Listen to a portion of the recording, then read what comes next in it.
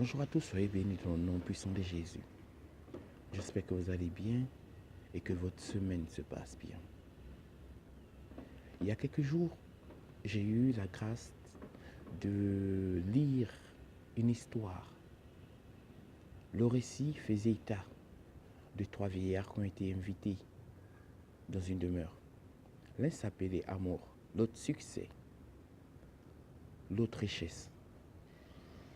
Cependant, il ne pouvait rentrer qu'un seul des trois. Du coup, le chef de ce foyer devait faire un choix. Poussé par la sagesse de sa belle-fille,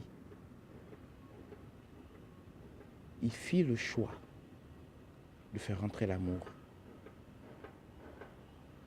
Mais ils étaient surpris de se rendre compte qu'en faisant le choix de faire rentrer l'amour, succès et richesse accompagnaient l'amour.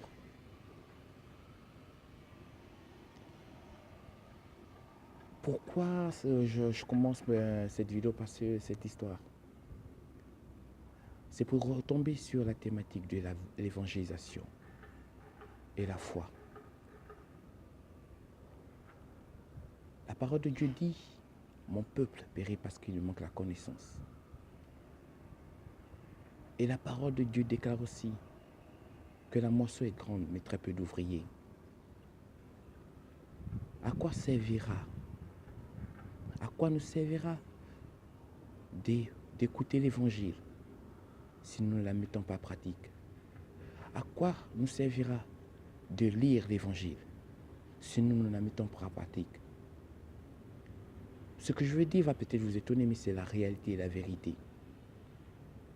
Écouter l'évangile ne sauve pas. Lire l'évangile ne sauve pas. Parler de l'évangile ne sauve pas. Ce qui nous sauve, c'est vivre l'évangile. Car à ce moment, lorsque vous vivez l'évangile, vous parlez de quelque chose que vous vivez.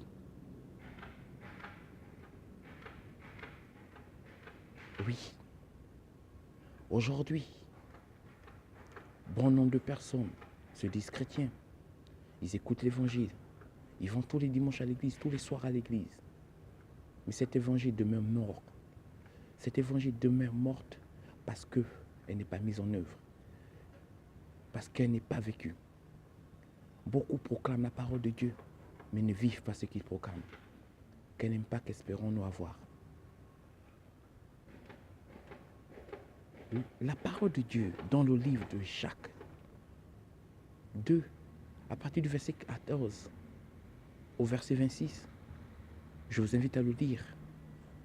Je ne veux pas énumérer l'intégralité, mais je vais m'appuyer sur deux passages de ce verset. Au 26, il dit, comme le corps sans âme est mort, de même la foi sans œuvre est morte. Le verset 18 dit, toi, tu as la foi, et moi, j'ai les œuvres.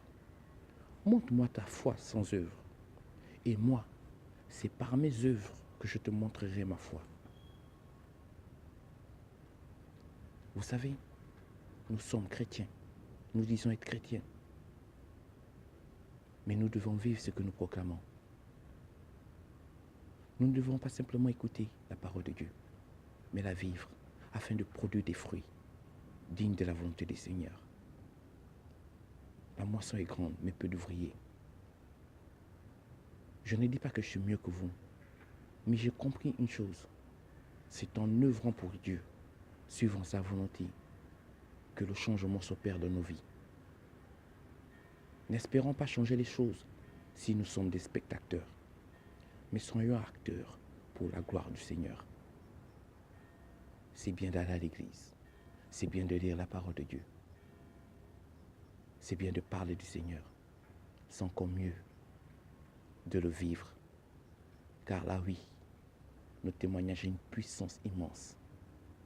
Je terminerai cette vidéo avec le passage de Matthieu 7, 21 qui dit, c'est pas ceux qui crient le nom du Seigneur qui seront sauvés, mais c'est ceux qui font la volonté du Père. Je vous souhaite une bonne réflexion. Que Dieu vous bénisse. Bonne journée à tous.